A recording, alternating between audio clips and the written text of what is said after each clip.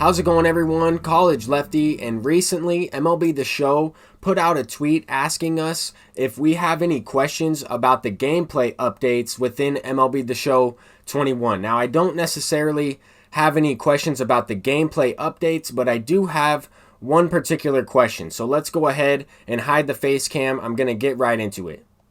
I think this is a question that a lot of us have who play MLB The Show, and that is, will there be one universal cross-platform community market in MLB The Show 21 between Xbox players and PlayStation players? That is the main thing. And if you don't really know what the community market is, I'm going to talk a little bit about it and how it works in MLB The Show. Now, the main thing I wanted to talk about first and foremost is this particular question that's posted on the frequently asked questions on the PlayStation blog or the website where they have provided additional information as well as promoted their game. Now, I want to talk about the answer to this question because it does not really confirm or deny whether the fact will have one universal market. All that it says is that if you purchase stubs, they can only be used on the platform that they were purchased on. And for example, PlayStation and Microsoft have different account systems anyway, so that makes perfect sense. Now, what I think this means is the fact that if you purchase stubs on the PlayStation 5, then you can only buy players for your PlayStation 5 team. Now, when you go cross-generation, you can use the same players on the PlayStation 4, but you have to purchase them with the stubs on the PlayStation 5. Now, I'm not sure how that will work with the stubs that you are earning through gameplay. Will they just add on to the stubs that you have on the PlayStation 4 or vice versa on the PlayStation 5 in addition to the ones that you've purchased? I'm not exactly sure, but I hope that we will have a universal cross-platform community market because I think it's important to the supply and demand within stubs and cards within the market. And I'm going to talk a little bit about some basic economics within this video, and I'm going to try and explain as best as I can how the market works and why some of these cards are so expensive in comparison to some of the cards that are 99 overall, the same overall, but a little bit cheaper.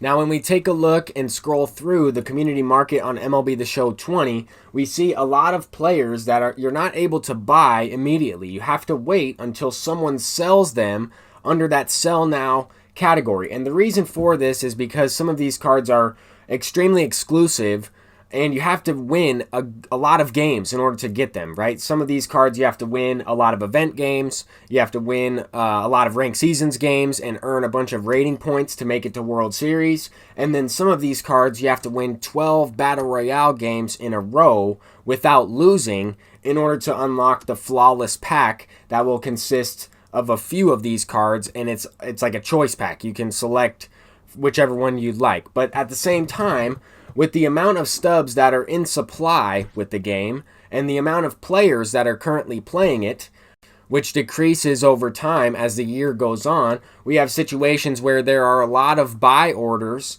and they accumulate in that Sell Now category until people are able to earn those cards and sell them off. So we will be talking about a few of those things and some of those reasons in this video. But I also wanted to talk about how one universal cross-platform community market between Xbox players and PlayStation players would solve a lot of these problems, because there would be a lot more people on the community market between both consoles, and there would be a lot more supply for both stubs and players. So it would kind of affect the market in a positive way, as well as just increase both supply and the amount of cards there. So I'm kind of curious as to see how that will affect. But I'm going to also show you the example of how easy it is to earn stubs in packs and players by just completing a few things that we've had in the game, not even going through every single thing. I mean, here's one team affinity, and this is one of the many ways a lot of people have earned all kinds of stubs, and you don't even really have to play that many online games. So there are plenty of ways to earn stubs without, going 12-0 in Battle Royale, without winning a bunch of event games in a row without making World Series. There are plenty of ways to earn stubs, like through Showdown and through playing the CPU in moments and earning packs that you can sell these players. And those players are significantly lower in price than, let's say, Willie Mays, who has 239 1 million stub orders up for him. And luckily I was able to buy one of these cards without making World Series.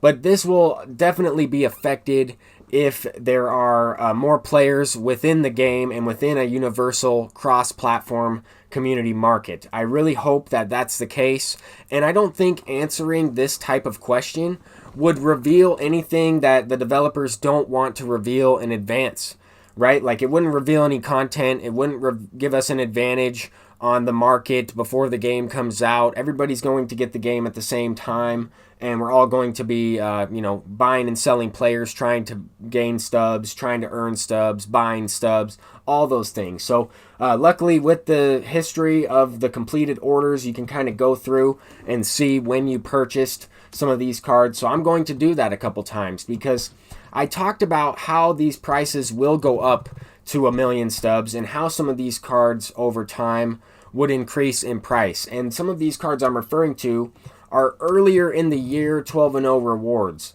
Now, Josh Bell was not an example of that. I'm just showing you because he was a recent event reward and he's already 1 million stubs. But I do want to show the difference in Bob Feller's price as well as Tom Glavine's price. These are two cards that I bought earlier in the game cycle. I also had Dustin May. I earned him as a World Series reward. I probably sold him for less than 200,000 stubs, and then over time, his price went up. That would not be the case if we had a universal cross-platform market. I don't believe so. I think there would be a lot more supply of these cards out there. But Tom Glavine, Bob Feller is a perfect example. I talked about these cards specifically on my live stream. I bought this card for around 300,000, and now you can see that there are 16 orders up for 1 million stubs on this Signature Series Tom Glavine, and I sold him for about the same price I bought him for, so I actually lost stubs on that 10% tax. But I wanted to talk about Bob Feller because I knew over time that these cards would go up. I bought Bob Feller for about 585,000 stubs, and he's also at 1 million and has been for a long time, a little bit longer than Tom Glavine, because I think the only way to get those cards now is to go 12-1. I'm not sure if you can even get them in the pack for 12-0. But this Bob Feller has a lot more orders up because he's a much better pitcher, I would say, than Glavine. But I predicted this on my Twitch account a long time ago, right around when, at the same time I bought this card. I said that over time, as the year goes on, as the stub supply goes up, that these cards will be 1 million stubs. And I said the same thing about the Dustin May card. I said the same thing about postseason Griffey.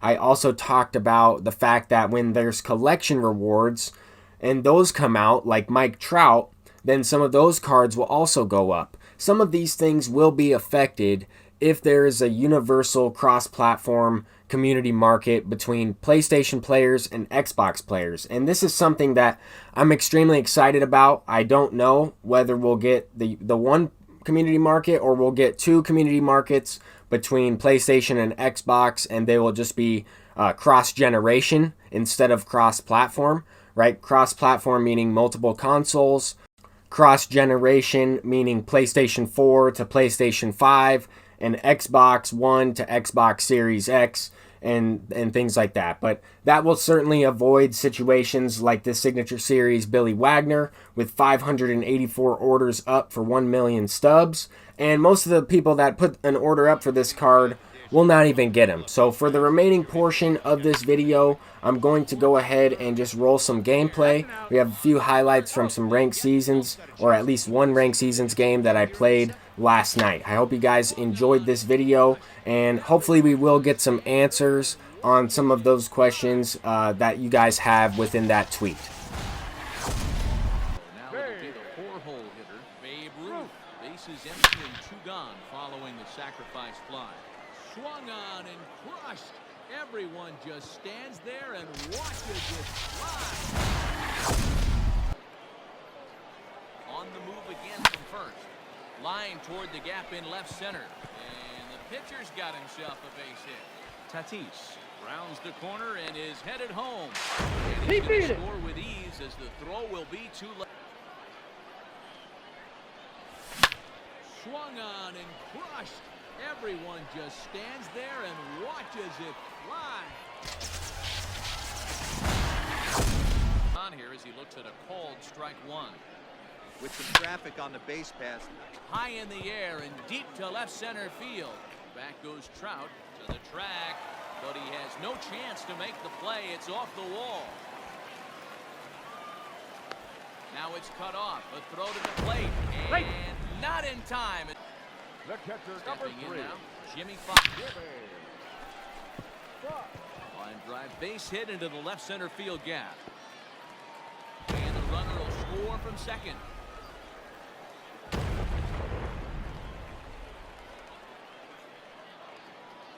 All the way around. It's an inside the park 3-run home run.